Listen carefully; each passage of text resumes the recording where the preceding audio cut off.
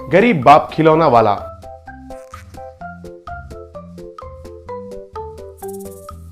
श्रीरामपुर के गांव में मयांक कहकर एक आदमी बच्चों का खिलौने बेचने वाला दुकान चलाता था।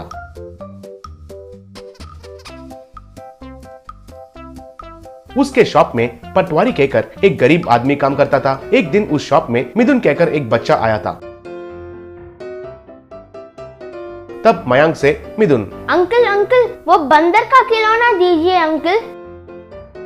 वो बंदर का खिलौना कितना है पता है? 200 रुपए है क्या तुम्हारे पास?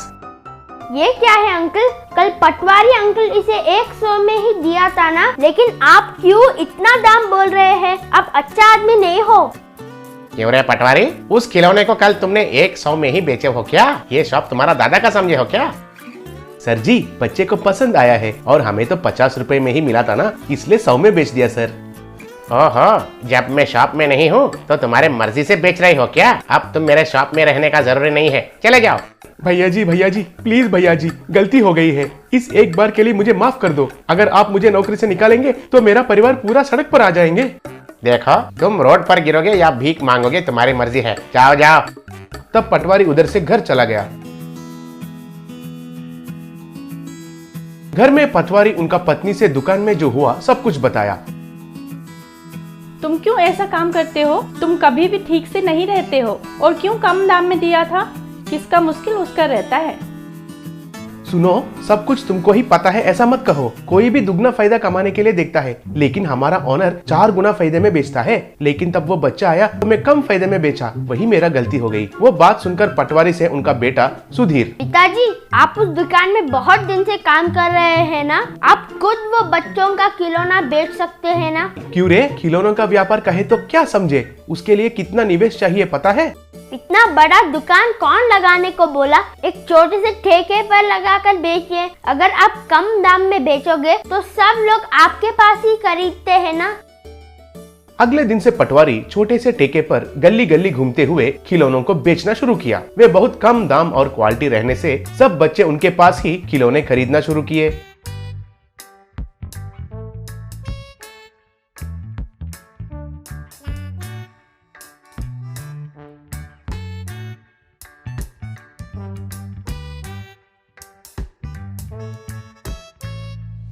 इसके वजह से मयांक का व्यापार पूरा गिर गया था।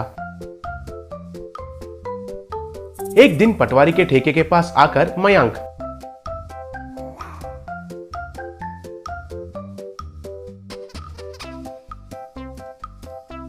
क्यों रे पटवारी, तुम्हारी इतनी हिम्मत? मेरे जैसे खिलौने को लाकर चीप रेट में बेच रहे हो? तुरंत इस व्यापार को बंद कर दो, नहीं तो मैं क्या करता हूँ तुम्हें पता नहीं है। देखो भाई, तुम्हारे धमकी से डरने वाले इधर कोई नहीं है। और एक बात, तुम्हारे जैसे मुझे ज्यादा आस नहीं है, इसलिए मैं और मेरे पास खरीदने वाले बच्चे सब खुश हैं। तुम बीच में कबाब में हड्डी मत बनो अब। मुझे पता है रे तुम्हारे घमंड, इसलिए तुम किसका बात सुनते हो उसी को बुलाया। तब उधर गब्बर कहकर एक रौडी उनके आदमियों के साथ उधर आया। तब पटवारी से गब्बर, अरे ओ पटवारी, तुरंत तुम्हारे ठेके को निकालकर मयांक के दुकान में 6 महीने के लिए मुफ्त में काम करना चाहिए, नहीं तो इधर ही तुम्हारे टांगे तोड़कर हड्डी फसली कर दूंगा। पता है ना, मेरा नाम है गब्बर। देखो गब्बर, तुम मुझे अच्छे आदमी समझ रहे हो, एक वक्त पर मैं भी तुम्हारे जैसे बहुत बुरा आदमी था। तुम जाकर अपने काम देखो, नहीं तो बाद में पछताओगे। क्यों रे, कुछ ज्यादा ही बक रहे हो? अभी देखो तुम्हारे ठेके को मैं कैसे नाश करता हूँ। अगर हिम्मत है तो मुझे रोको, कहकर उनके आदमियों के साथ उनका ठेके पर हमला करने के लिए देख रहा था। तब उधर सारे बच्चे और अगल बगल वाले सब मिलकर मयांक को, गब्बर को और उनके आदमियों को पकड़कर खूब पीटे। तब वे सब लोग उधर से डर के मारे भाग गए।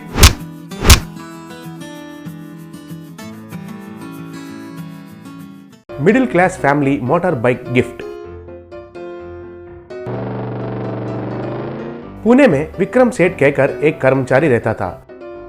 एक दिन वो ऑफिस जाकर घर वापस नहीं आया था। तब उनका पत्नी मौलिका, ये क्या है? ये आदमी तो दिन ब दिन घर देर से आ रहा है और कारण पूछे तो ऑफिस में इतना काम होता है, ऑफिस का पूरा काम मैं ही करता हूँ, मैं काम नहीं करूँगा तो कंपनी पूरा लॉस में चला जाएगा कहकर इतना बिल्डअप देता रहता है। मुझे तो इस पर कुछ शक हो रहा है। ऑफिस का नाम बोलकर कहीं कोई लड़कियों के साथ घूम तो नहीं रहा है? बेहतर होगा इस बात को एक बार चेक कर लें। तब उनका भाई कन्ना, दीदी तुमने जो कहा वो सच है। परसों एक आदमी ऐसे ही ऑफिस से देर से आया, पूछे तो जीजू जैसे कहते हैं, ऐसे ही कहानियां अच्छे से सुनाने लगा। सब तो सर हिलाने वाले ही थे। बाद में पता चला कि वो एक साइड ट्रैक चला रहा है। बात उधर तक पहुंचने से बेहतर ये है कि तुम जल्दी से जांच करो।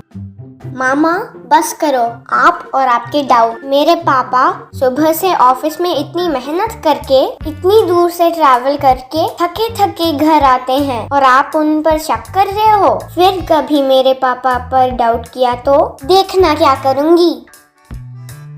हाँ माँ, पिता जिधर काम करता है उधर से 2-3 बस बदल कर इधर आना है कितना मुश्किल होता है पता है। वो बस खाली तो नहीं रहते हैं, लोगों से भर के खड़े होने के लिए भी जगह नहीं रहता है। बेचारा सुबह से काम करके थक कर उस बस में भीड़ में जगह मिला तो बस है भगवान सोचकर तक जाकर घर आते हैं। पिता के ऊपर शक कर ना छोड़कर उनका मेहनत को पहचानिए, अच्छा रहता है। रे, देखा तुम लोगों ने, इन बच्चों जितना बुद्धि और ज्ञान भी तुम लोगों में नहीं है। इनको देखकर थोड़ा अक्ल भरो अपने में। बेचारा, उसके लिए कुछ अच्छा सा पका के रखो। मेरा बेटा सुबह का पकाया हुआ ले जाता है, दोपहर को वही ठंडा खाना खाता है, फिर शाम को घर वापस आने तक भूखे पेट ही रहता है। बाहर कुछ खा लिया तो 4 पैसे खर्च हो जाएंगे कहकर बाहर का पानी तक नहीं छूता है। बेचारा वो हम सबकी सुविधा के लिए इतनी मेहनत कर रहा है तो तुम लोग मेरे बेटे पर शक करते हो। मैंने उसे कई बार कहा था कि क्यों इतना मेहनत करते हो, ऑफिस के बगल में ही एक घर ले सकते हो ना कहकर कहा। तब इतना मेहनत करने की जरूरी तो नहीं होगी ना, और सुकून से ऑफिस को भी जा सकता है कहा। तो उसने क्या जवाब दिया पता है? पिताजी, मैं अपना खुद का सुकून के लिए घर उधर शिफ्ट किया तो कितना प्रॉब्लम्स होते हैं पता है। बच्चे उनके पढ़ाई के लिए बस में ट्रैवल करना पड़ता है। मैं तो बड़ा हूँ और बस में सफर करके थक गया तो भी परवाह नहीं है, लेकिन अगर बच्चे थक जाएंगे तो पढ़ाई क्या करेंगे। और ऑफिस के पास घर कहे तो उधर रेंट्स तो ज्यादा है, कम से कम इधर से 3 गुना ज्यादा रहता है। उन पैसों से घर में सबका जरूरतें आसानी से पूरा कर सकते हैं। मैं अकेला थोड़ा मेहनत किया तो कुछ नहीं होता है पिताजी, आप सब तो खुशी से रह सकते हैं कहा। इतना हमारे बारे में सोचने वाले के बारे में आप गलत समझना अच्छी बात नहीं है। तो उनके घर के सामने एक ऑटो आकर रुकी। उसमें 3-4 लोग विक्रम को पकड़कर सावधानी से आ रहे थे। वो देखकर विक्रम के परिवार वाले भागते हुए उनके पास गए।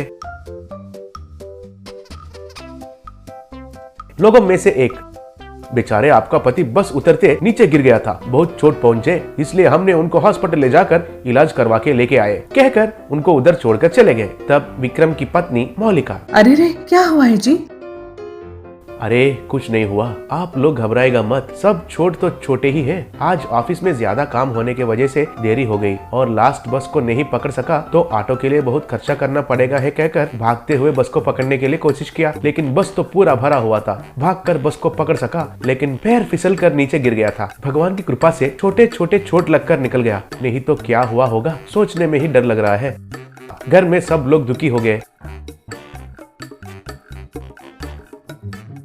अगले दिन जल्दी से तैयार होकर ऑफिस जाते जाते सबको देखकर, अरे आज क्या हो गया है, हर रोज घर में हल्ला मचाते हैं लेकिन आज क्यों इतना चुपचाप से बैठे हैं। मुझे खाना भी नहीं बनाया, मुझे ऑफिस जाना है और 3-4 बस बदल कर जाना है, जल्दी से खाना बनाओ। तब मौलिका आकर विक्रम के आंखों पर हाथ लगाकर, सुनिए, मेरे कहने तक आंखें मत खोलना प्लीज, बाहर आइए। हमारा मिडिल क्लास फैमिली पूरा मिलकर आपके लिए एक सरप्राइज प्लान किया है कहकर